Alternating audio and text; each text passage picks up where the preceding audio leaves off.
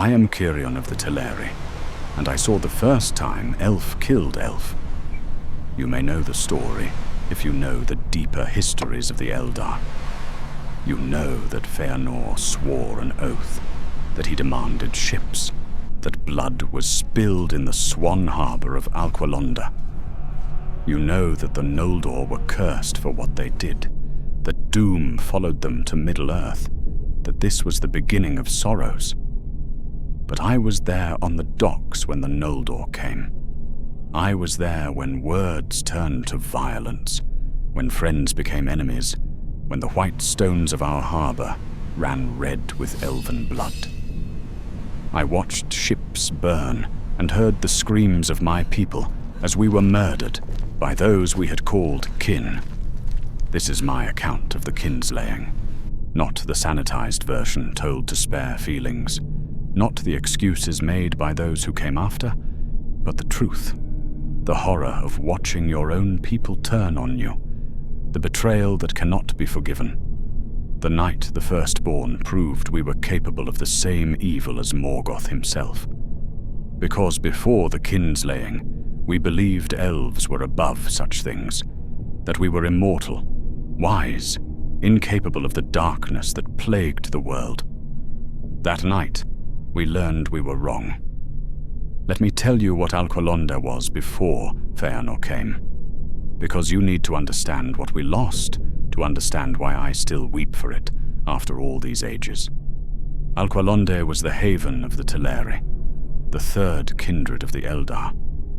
We were the sea folk, the last to make the great journey from Middle-earth to the Blessed Realm.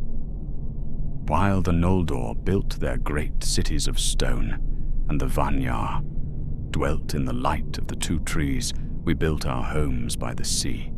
And what homes they were! Our city was built around a natural harbor, sheltered by white cliffs that rose from the waves like the walls of a fortress. But these were not grim walls of war. They were beautiful, carved by wind and water over ages, and we had added to them stairs and terraces, gardens that cascaded down to the water, houses built into the rock itself with windows that looked out over the endless ocean. The harbor was the heart of Alqualondë, a perfect crescent of calm water, deep enough for our greatest ships, protected from the storms that sometimes swept the outer sea. The docks were made of white stone, smooth and clean, and they gleamed in the light of the trees. And the ships, oh, the ships! We were the only elves who truly loved the sea. The Noldor were craftsmen and scholars, brilliant but landbound. The Fëanor were singers and poets, content to dwell in gardens. But we were sailors. We built ships the way the Noldor built towers, with love and skill and endless patience. Our ships were works of art. Swan ships, we called them, and the name fit. Each one was carved to resemble a great swan, with a curved prow rising high above the water and wings that seemed to spread along the sides. They were built of white wood that we brought from the inland forests, and shaped with such care that the grain itself seemed to flow like water. Every ship had a name. Every ship had a history. I knew them all. The Elwing, built by my grandfather and sailed by 3 generations of my family. The Vingilot, the finest ship in the harbor, with sails that caught even the faintest breeze. The Alqualondë, which had sailed farther from shore than any other, and returned with tales of islands we had never seen. I was a shipwright. That was my craft, my calling, my joy. I had learned it from my father, who learned it from his father, back through generations to the first Teleri who set foot on these shores. I knew every timber, every joint, every technique that made our ships the finest in Aman. I was working on a new ship the day Fëanor arrived, a small vessel built for a young couple who wanted to explore the coast. I was shaping the prow, carving it to resemble a swan taking flight, when I heard the commotion from the harbour entrance. Voices. Many voices. And not the happy voices of Teleri returning from a voyage. These were different, urgent, demanding. I set down my tools and walked to the harbour's edge, and I saw the Noldor. There were thousands of them, a host that filled the road from Círyon, stretching back as far as I could see. They were armed and armoured, which was strange. We did not carry weapons in Fëanor. There was no need, no enemies, no wars, no death. But the Noldor carried swords and spears, wore mail that gleamed in the light of Laurelin. They looked like an army, and I felt a chill despite the warmth of the day. At their head was Fëanor. I had seen him before, from a distance. Everyone in Fëanor knew Fëanor. He was the greatest of the Noldor, the most brilliant craftsman of our age. He had created the Silmarils, gems that captured the light of the two trees themselves. He was a prince, a genius, a figure of legend, even while he lived. But something had changed. The Fëanor I remembered had been intense but joyful, burning with creative fire. This Fëanor was different. His eyes were wild, his face twisted with something I could not name. Grief, rage, madness. All three, I learned later. Morgoth had killed his father Finwë and stolen the Silmarils. The two trees were dead, their light extinguished forever. And Fëanor had sworn an oath, a terrible binding oath, to recover his gems no matter the cost. He had convinced, or forced, most of the Noldor to follow him. They were leaving Fëanor, going to Middle-earth to wage war on Morgoth and reclaim what was stolen. And they needed ships. Olwe, our king, met them at the harbour entrance. He was my kinsman, distant but dear, and I had known him all my life. He was wise and gentle, a king who ruled by love rather than fear. He looked small standing before Fëanor's host. "Greetings, Fëanor, son of Finwë," Olwe said. His voice was calm, but I heard the worry in it. "Why do you come to Alqualondë in such numbers and bearing arms?" "We march to Middle-earth," Fëanor said. His voice rang across the harbour like a bell, clear and commanding. "Morgoth has fled to those dark shores with what is mine. I will pursue him. I will take back the Silmarils, and I will make him pay for what he has done." "That is a dark road you choose," Olwe said carefully. "The Valar have forbidden departure from Fëanor. To defy them is to court doom." "The Valar have failed us," Fëanor snapped. "They promised to protect us. They promised the light of the trees would never fade. They were wrong. My father is dead. The trees are dead. I will not sit in darkness and mourn. I will act." There was a murmur of agreement from the host behind him. Not all of them, I noticed. Some looked uncertain, but most seemed caught up in Fëanor's fervour. "I understand your grief," Olwe said. "We all mourn Finwë. We all mourn the trees. But Middle-earth is far, and the way is perilous. How will you cross the sea?" "That is why we are here," Fëanor said, and his eyes fixed on the harbour behind Olwe. "On our ships. We need your vessels. Lend them to us. We will sail to Middle-earth and return them when our task is done."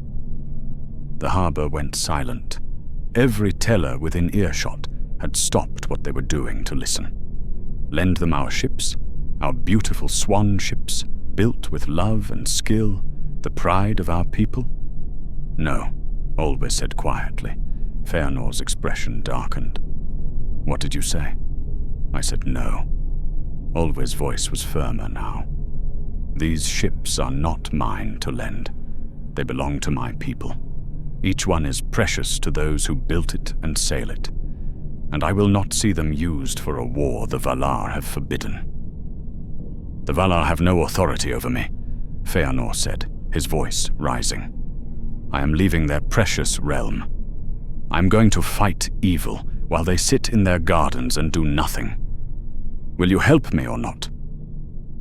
"I will not," Olwe said. "I am sorry, Fëanor, but my answer is no." For a moment, Fëanor just stared at him. Then he turned to his people and raised his voice so all could hear. "The Teleri refuse us. They sit in their harbor, safe and comfortable, while Morgoth spreads darkness across Middle-earth. They have ships enough for 10,000, but they will not spare even one to aid our cause. They care more for their wooden toys than for justice." "That is not fair," Olwe protested. "We do not refuse from lack of care. We refuse because we will not be party to a forbidden journey." "Forbidden by whom?" "By the Valar who let my father die, who let the trees burn. I reject their authority, and I will have ships with your permission or without it." The threat was clear. The air itself seemed to grow heavy. "Fëanor," Olwe said, and there was pleading in his voice now. "Do not do this. There are other ways. Build your own ships, or make peace with the Valar. But do not threaten my people. We are kin. We are all Eldar." Fëanor said nothing. He turned and walked toward the docks, toward the nearest ship. The Elving, my family's ship, and several dozen Noldor followed him. What happened next happened fast. Fëanor reached the Elving and tried to board it. My cousin Myron, who was tending the ship, stepped in front of him. "That is not your ship," Myron said. "You cannot take it." "Move aside," Fëanor said. "No." Fëanor shoved him, hard. Myron stumbled back, caught himself, and shoved back. And then Fëanor drew his sword. The sound of steel leaving its sheath was like a scream in the silence. Every elf in the harbor froze. We had never seen a blade drawn in anger. Not here, not in Valinor, not between elves. "Move," Fëanor said again, the sword point at Merron's chest. "No," Merron said. His voice was shaking but firm. "You will not take our ships." Fëanor's eyes went cold, and he thrust the blade forward. It happened so fast I almost did not see it. One moment Merron was standing, the next he was on the ground, with Fëanor's sword in his chest. Blood, bright and red, spread across the white stones of the dock. For a heartbeat, nothing moved. Everyone was frozen in shock. This could not be happening. Elves did not kill elves. It was impossible, against the very nature of our being. But Maeron was on the ground, bleeding, dying, and Fëanor was pulling his sword free. Someone screamed. I do not know who. Maybe it was me. And then everything exploded into chaos. The Teleri rushed forward, trying to get to Maeron, trying to stop the Noldor from taking the ships. We had no weapons. We fought with our hands, with belaying pins and oars, with whatever we could grab. The Noldor had swords.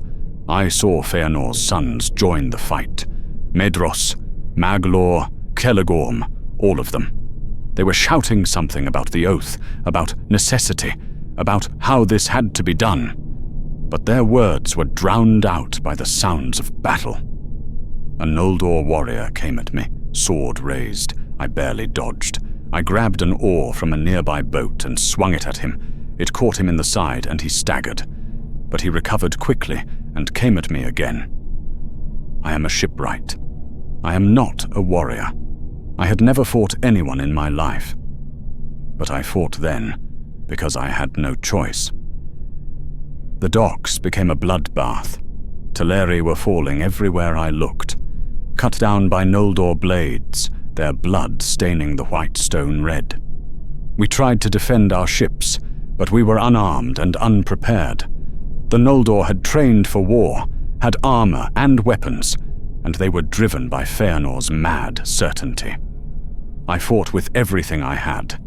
The oar I was using as a weapon broke against a Noldor shield, and I grabbed a boat hook instead, swinging it wildly, trying to keep them away from the ships. A Noldor woman, her face twisted with something like anguish, came at me with a sword. I could see she did not want to do this, but she did it anyway. She swung, I dodged, and the blade carved a line of fire across my shoulder. The pain was shocking. I had never been wounded before. Not like this. Not by violence. I stumbled back, and she advanced, raising her sword for another strike. Then my friend Eglos tackled her from the side. They went down together on the dock, struggling. I tried to help him, but another Noldor was already there, pulling him off. I saw the sword go in. Saw Eglos's eyes go wide. Saw him fall.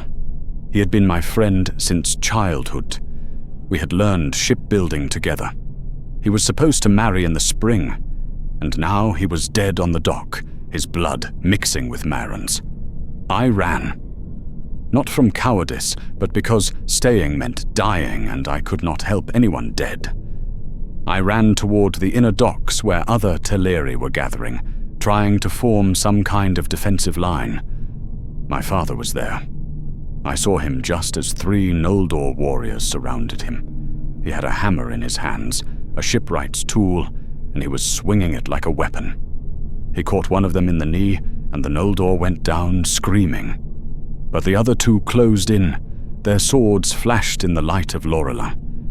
My father tried to block, tried to dodge, but he was a craftsman, not a warrior. I watched him fall, watched the light leave his eyes, and I could not reach him. There were too many Noldor between us, too much chaos. I screamed his name. He did not answer. Around me, the battle raged with a ferocity I could not comprehend.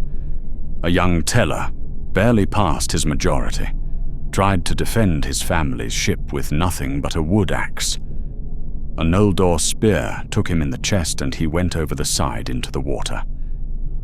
I saw an elderly Teller woman, a master shipwright who had taught me half of what I knew, beaten to death with a shield because she refused to move away from her workshop. I saw my uncle, my father's brother, trying to cut the mooring lines of the Vingilot. If he could set it adrift, the Noldor could not take it. But a spear took him in the back before he could finish. He hung there on the rope for a moment, suspended, then slid into the water, still clutching his knife. The Noldor were not just fighting us. They were hunting us, chasing down anyone who tried to flee. I saw a group of children being herded toward the cliffs by their parents, trying to escape.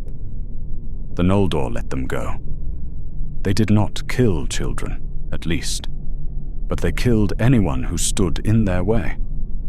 A Noldor lord, one of Fëanor's sons, I realized later, was shouting orders, trying to organize the chaos.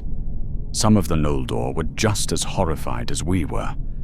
I saw several throw down their weapons and refuse to fight. But others, caught up in the frenzy or bound by loyalty to Fëanor, kept killing.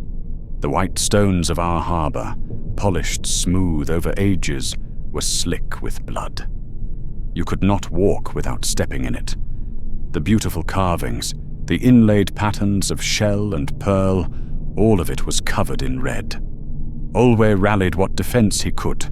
He called for the Teleri to fall back, to defend the inner docks, to hold the line at the harbor's narrowest point. We fell back, in a chaotic retreat, dragging wounded with us, leaving the outer docks to the Noldor. But they did not stop. They wanted all the ships, every single one. And they were willing to kill every Teller in Alqualondë to get them. Just when I thought we were lost, help arrived. The Falmari, Teleri who lived along the coast to the south, had seen the smoke and heard the sounds of battle. They came in their own ships, dozens of them, and began attacking the Noldor from the water. And from the north came more Noldor, but these were not Fëanor's followers. These were the host of Fingolfin, Fëanor's half-brother. They had been following behind, and when they saw the battle, they assumed the Teleri were attacking Fëanor. So they joined the fight against us. I learned later that Fingolfin had no idea what was really happening. He thought his brother was being assaulted by the Teleri, thought he was coming to the rescue. By the time he realized the truth, it was too late. His people had already shed blood, and the kinslaying was complete. But in the moment, all I knew was that more Noldor were coming. Thousands more, and we were being slaughtered. The battle spilled out of the harbor and into the city itself. Noldor pursued fleeing Teleri through the streets of Alqualondë. They broke into homes, searching for anyone who might fight back, or anyone who knew how to sail the ships. I fled with a group of survivors toward the cliffs. We climbed the terraces, trying to get above the fighting, trying to find somewhere to hide. Behind us, the harbor burned. The Noldor had taken many ships, but they did not know how to sail them properly. Our swan ships were delicate, built for skilled hands. The Noldor were treating them like cargo vessels, forcing them through the harbor entrance too fast, running them aground on rocks they should have known to avoid. Several ships collided in the narrow channel. I heard the crack of timbers breaking, saw masts topple. The Noldor were cursing, shouting at each other, blaming each other for not knowing what they could not have known. And in their frustration, some of them set fire to the ships they could not take. I do not know who gave the order. Maybe Fëanor himself. Maybe one of his sons.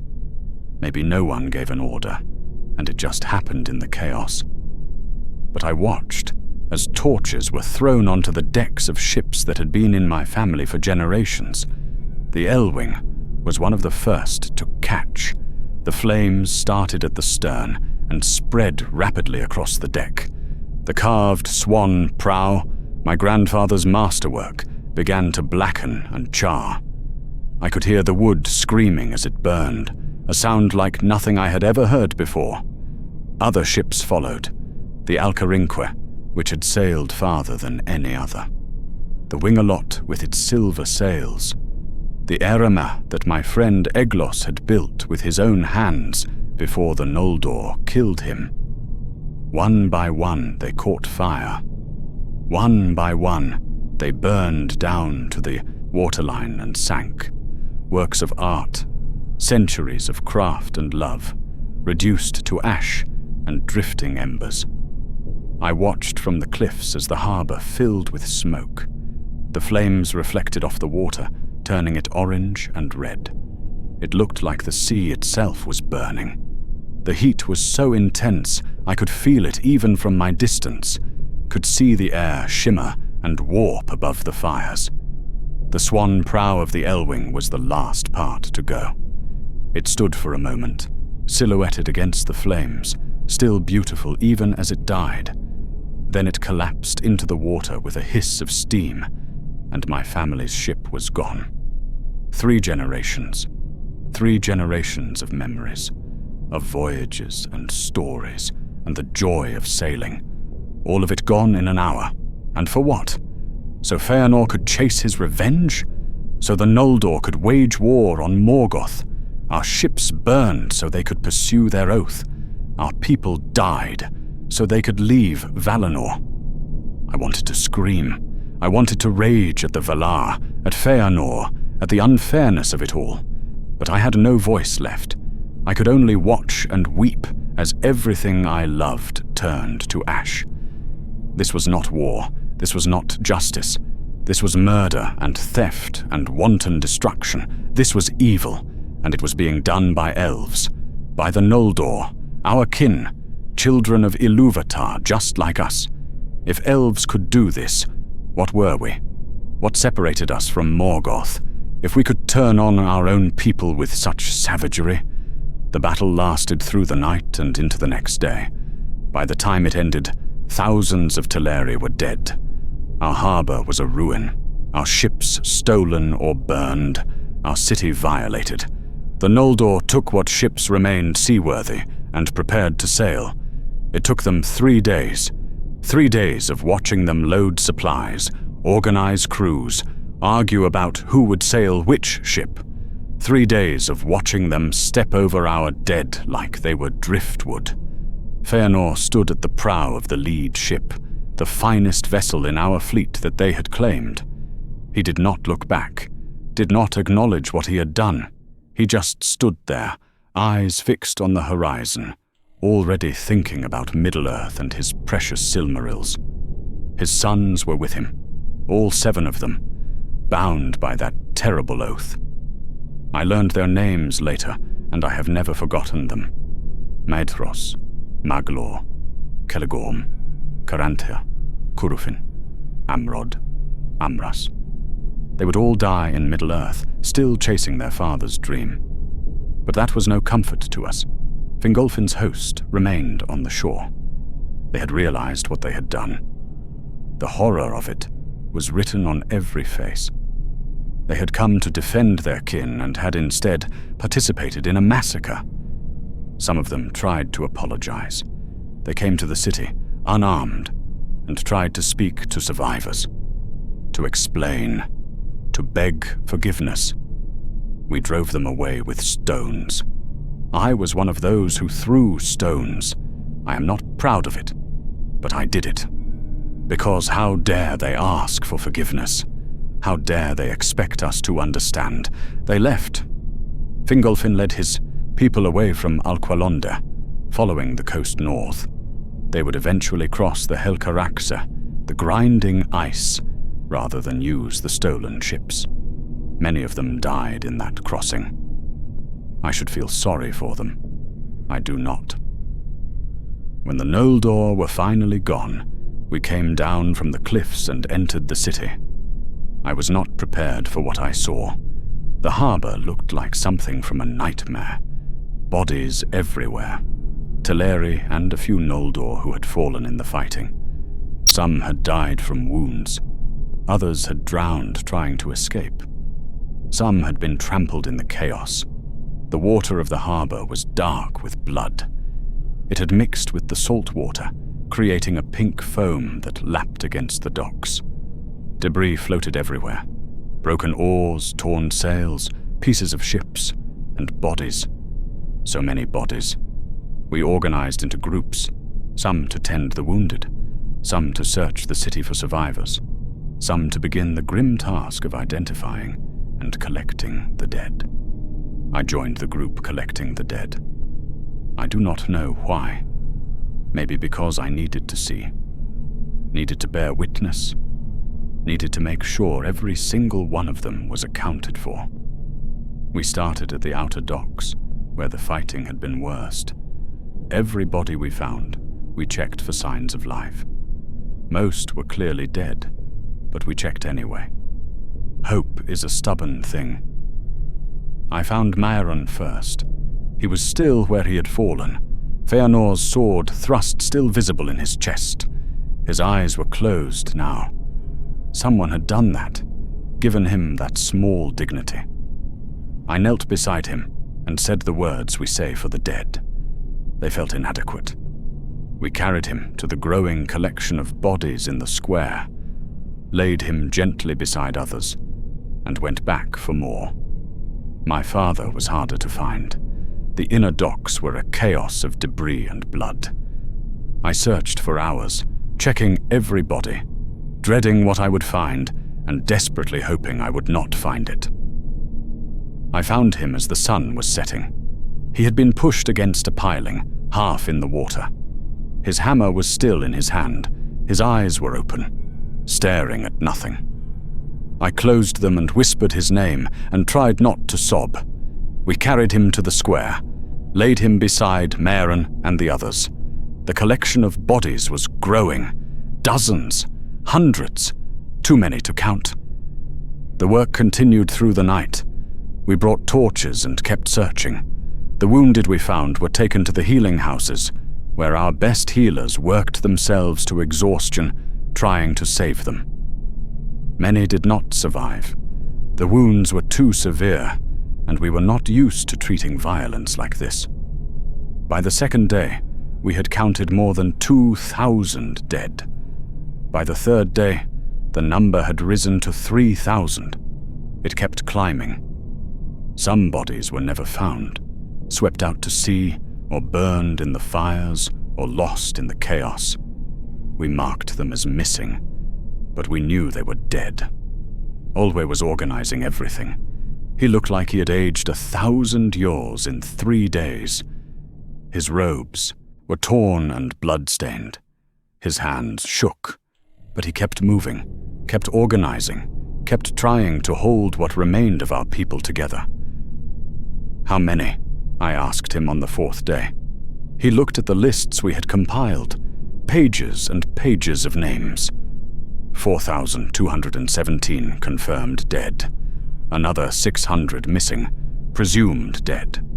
Perhaps 1,000 wounded, many of whom will not recover. Nearly 5,000, out of a population of perhaps 20,000 in Alqualondë. A quarter of our people, dead in a single night. And for what? Ships. They killed us for ships. We built pyres. Normally we would bury our dead with ceremony, with proper rites in proper places. But there were too many, and we were too broken. And frankly, we needed them gone. The bodies were beginning to decay in the warmth of Laurelin's light, and the smell was unbearable. So we built pyres on the beach, outside the city, stacked the bodies with as much dignity as we could manage, spoke what words we could remember through our grief, and set them alight. The fires burned for a week. The smoke rose to the sky in black columns, visible for leagues. I stood and watched as my father burned, as Meron burned, as Aeglos and my uncle and thousands of others burned. The Valar came on the 7th day. Manwë and Vardar arrived first, walking down from Tanicatil with a host of Maiar behind them. They looked upon the ruins of Alqualondë, and they said nothing. What could they say? Mandos came. He who knows all fates, who judges all souls. He stood before the pyres and spoke the doom of the Noldor in a voice that echoed across Valinor. "Tears unnumbered ye shall shed," he said, "and the Valar will fence Valinor against you, and shut you out, so that not even the echo of your lamentation shall pass over the mountains. On the house of Fëanor, the wrath of the Valar lieth from the west unto the uttermost east, and upon all that will follow them it shall be laid also. Their oath shall drive them, and yet betray them, and ever snatch away the very treasures that they have sworn to pursue. To evil end shall all things turn that they begin well." It went on. The full doom, the complete curse. I do not remember all of it, but I remember the weight of those words, the finality, the promise that the Noldor would suffer for what they had done. Some of us took comfort in that. Justice, of a sort. The Noldor would pay for their crime. But it felt hollow, because the doom wouldn't bring back the dead, would not rebuild our ships, would not heal our city or our hearts. The Valar offered aid, healers and craftsmen, materials to rebuild, anything we needed.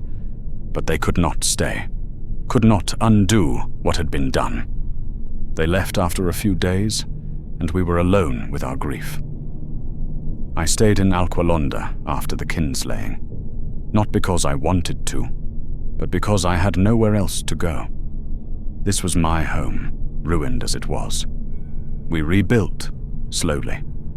It took decades. The docks had to be entirely reconstructed. Buildings that had been damaged in the fighting had to be repaired or torn down. The harbor itself had to be dredged, cleared of debris and the remnants of burned ships. New ships were made, though they seemed pale shadows of what we had before. I helped build them. It was all I knew how to do. But every stroke of the plane, every join fitted, every curve-shaped reminded me of the Elwing, of watching it burn, of my family's legacy turning to ash. The harbor was cleaned and repaired, though the bloodstains never fully came out of the white stone. We tried everything: scrubbing, sanding, even replacing some of the stones entirely. But you could still see the shadows if you knew where to look. Dark patches on the white stone that marked where Teleri had died. Some of us wanted to leave those stains, wanted them as a reminder. Others wanted them gone, wanted to forget. We compromised. We cleaned what we could and left the rest. Now they are just part of Alqualondë, scars that will never fully heal. We tried to return to our lives, to find some semblance of normalcy. But nothing was normal. Nothing would ever be normal again. I could not look at a ship without thinking of the Elwing burning. I could not walk the docks without seeing Merion's blood spreading across the stone. I could not hear the name Fëanor without feeling rage so intense it frightened me. I had nightmares, every night for years. I would dream I was back on the docks, watching the Noldor come, watching Myron die, watching my father fall. Sometimes in the dreams I could move, could fight, could save them. But I always woke before I succeeded. Always woke with the taste of failure and ash in my mouth. Other Teleri suffered the same. I was not unique. We all carried the weight of what we had seen. Some left Alqualondë entirely, unable to bear the memories. They went inland, away from the sea, away from ships and harbors and everything that reminded them of the Kinslaying. I heard that some of them never spoke of it again, tried to pretend it had never happened. Some threw themselves into work, trying to forget through constant activity. They built ships day and night, worked until they collapsed from exhaustion, did anything to avoid being alone with their thoughts. Some simply sat by the shore and stared at the sea, lost in grief so deep that nothing could reach them. Some of those eventually faded, their spirits leaving for the halls of Mandos, even though their bodies hadn't died. The weight of sorrow was too much to bear. I tried to keep living, kept building ships, found a partner, eventually, another survivor who understood what I had been through because she had been through it too. Her name was Miriel, and she had lost her entire family in the Kinslaying. We clung to each other like drowning sailors to driftwood. We had children, tried to build something new from the ruins of what was lost. But even that was shadowed by what had happened. How do you raise children in a city marked by massacre? How do you teach them to trust when elves had proven they would murder their own kind? We told them the stories, made sure they knew what had happened, because forgetting would be worse than remembering. But I saw the fear in their eyes when they looked at the dark patches on the harbor stones, saw them wake from nightmares about things they had never witnessed but had inherited from us. The Kinslaying did not just kill 4,000 Teleri, it wounded all of us. Every survivor carried scars. Every child born after grew up in the shadow of that night. And the Noldor who stayed in Valinor, those who had not followed Fëanor or Fingolfin, they carried guilt. They had not participated, but they had not stopped it either. Some came to Alqualondë to apologize, to offer aid. We accepted the aid. The apologies felt empty. One Noldor, a craftsman named Mahtan, who had taught Fëanor smithing before he went mad, came to see me years after the Kinslaying. He was an old elf, wise and kind, and he had been horrified by what his student had done. I taught him to make beautiful things, Mahtan said. We were standing in my workshop, watching me shape a piece of hull. I taught him to pour himself into his work, to strive for perfection. I never thought he would turn that intensity toward destruction. "What do you want from me?" I asked. "Forgiveness? Absolution?" "Nothing," he said quietly. "I just wanted you to know that not all Noldor are like Fëanor, that some of us would have stopped him if we could." "But you didn't stop him," I said. "None of you did. And now thousands are dead." He had no answer to that. He left, and I never saw him again. The years passed, decades, centuries. Alqualondë slowly recovered its beauty, but never its innocence.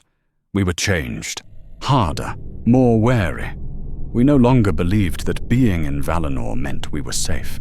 We no longer trusted that immortality meant wisdom. And we waited for news from Middle-earth, for word of what the Noldor were doing with their stolen ships and their blood-bought freedom. The news, when it came, was grim. The Noldor were at war. Fëanor was dead, killed by Balrogs in his first major battle. His sons were scattered across Beleriand, fighting Morgoth and each other. The Silmarils remained in Morgoth's crown, unreachable. And there were more kinslayings. The sons of Fëanor, still bound by their oath, attacked the havens of Círyon. More Teleri died there, refugees who had fled to Middle-earth only to be slaughtered by the same elves who had killed their kin in Alqualondë. When I heard that, I wept. Not in sorrow, in rage, because it proved that nothing had been learned. The doom of Mandos had warned them. Our blood had stained their hands, and still they did it again. The pattern repeated throughout the First Age. The sons of Fëanor committed atrocity after atrocity, chasing Silmarils they would never hold. They destroyed themselves and everyone around them, and in the end, they died. All of them. Some by their own hands, some killed by those they had wronged, all of them failures. I should have felt vindicated. Justice, finally. The oath had betrayed them exactly as the doom promised. But I felt nothing. Just tired. Just old. Because all that death, all that suffering, did not undo what had been done to us. I am old now. I have lived in Alqualondë for ages beyond counting, and I will live here for ages more. That is the curse of immortality. I will never forget. I will never heal. I will carry this wound forever. Sometimes I see Noldor in Valinor. Not many. Most stayed in Middle-earth and died in the wars they started. But a few returned, broken and repentant. They came back to the blessed realm seeking forgiveness. I do not forgive them. Some Teleri do. Olwe, in his wisdom and kindness, has made peace with some of the Noldor who returned. He says holding on to hate only poisons us, that we must learn to forgive if we are to move forward. But I cannot. When I see them, I see Maeron dying on the docks. I see the Elwing burning. I see my father cut down by Noldor blades. How do you forgive that? How do you let go of that? I asked Olwe once, years after the kinslaying. We were sitting by the harbor, watching the sunset, and I finally voiced the question that had haunted me. How do you not hate them? I asked, after what they did. Olwe was quiet for a long time. Then he said, I do hate them, every day. But I also remember that before the kinslaying, they were our friends, our kin. And I remember that Fëanor was consumed by grief and rage, that he was not thinking clearly. That does not excuse what he did, but it helps me understand it. Understanding is not forgiveness, I said. No, Olwe agreed. It is not, but it is a step toward peace. And we need peace, Círyon. We cannot live forever carrying this hate. It will destroy us as surely as Fëanor's sword destroyed our people. I did not agree with him then. I am not sure I agree with him now. But I think about his words often. The Noldor suffered for what they did. The doom of Mandos was real, and it crushed them. They fought Morgoth for centuries and lost. They fought among themselves and tore their own kingdoms apart. Every one of Fëanor's sons died, most of them in violence, still bound by that terrible oath. Is that justice? Is that enough? I do not know. Nothing will bring back the dead. Nothing will erase what I saw. But at least they did not get away with it. At least they paid a price. Though the price was paid in Middle-earth by innocent people who had nothing to do with the kinslaying. Humans and elves who died in the wars the Noldor brought with them. That seems unfair. But then, all of this is unfair. I still build ships. It is all I know how to do, and it gives me purpose. I teach young Teleri the craft, pass on the techniques my father taught me. The ships we make now are as fine as any we made before the kinslaying. Perhaps finer, because we build each one knowing how precious it is. But I do not sail anymore. I cannot. Every time I step onto a ship, I remember the L-wing burning. I remember what it felt like to watch my life's work go up in flames. So I build, and others sail. That is enough. Sometimes travelers come to Alqualondë, visitors from other parts of Valinor. They see our harbor and our ships, and they marvel at the beauty. They do not see the bloodstains. They do not know what happened here. Should I tell them? Should I make sure everyone knows? I think I should. I think everyone should know what the Noldor did, what Fëanor did, so that it never happens again. But then I think, will it matter? The Noldor knew what they were doing. They knew it was wrong, and they did it anyway, because Fëanor convinced them the ends justified the means. That is the real lesson, I think. That is what I learned from the kinslaying. There is no end that justifies mass murder. No goal so important that you should kill your own people to achieve it. No treasure or oath or vengeance worth the price Fëanor paid. He wanted the Silmarils back, and for that he destroyed 2 kindreds of the Eldar, condemned his sons to doom, and achieved nothing. Was it worth it, Fëanor? Was it worth it? I wish I could ask him. I wish he were here, so I could show him what he did.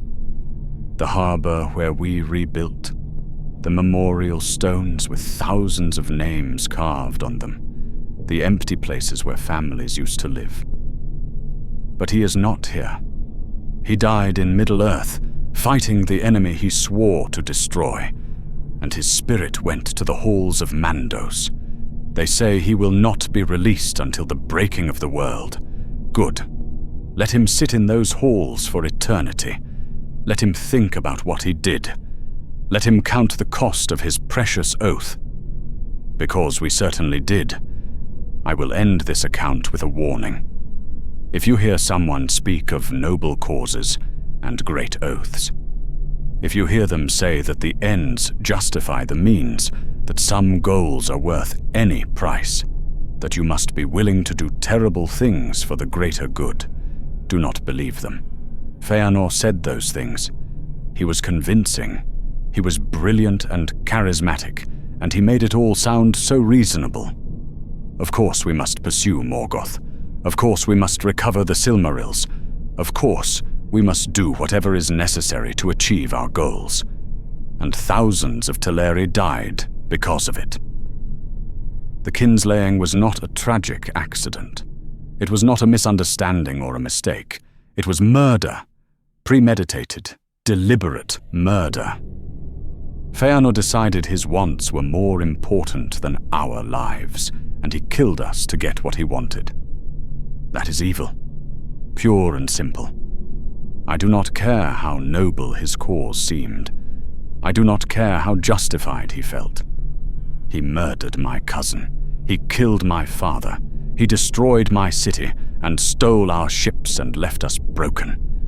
And he did it while calling himself righteous. Beware of the righteous. Beware of those who are so certain of their cause that they will kill for it.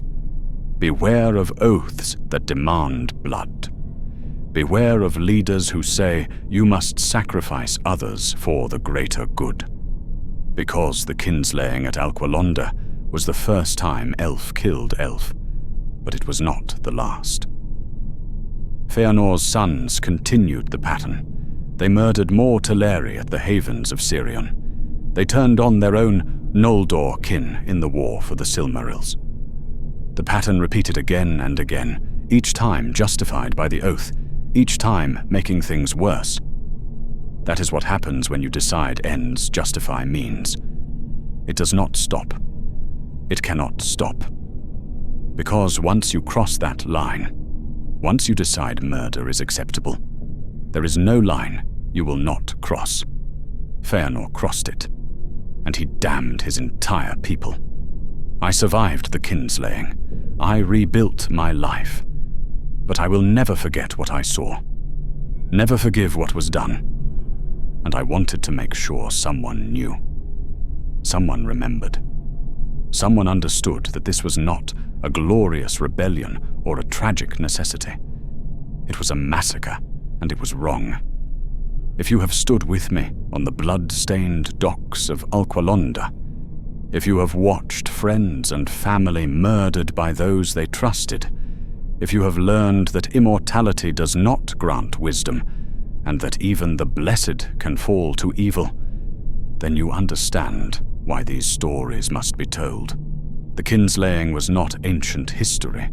It is a warning about what happens when pride and obsession override mercy and reason, about the dangers of oaths that demand everything, about the terrible truth that we are all capable of evil if we convince ourselves it is for a good cause. Remember Alqualondë. Remember the Teleri who died defending their ships. Remember that the first kinslaying led to all the sorrows that followed. And remember that it started with one elf deciding his wants mattered more than other people's lives. That is the lesson. Learn it well. Until the next tale, friends. May you never have to witness what I witnessed. May you never have to carry what I carry.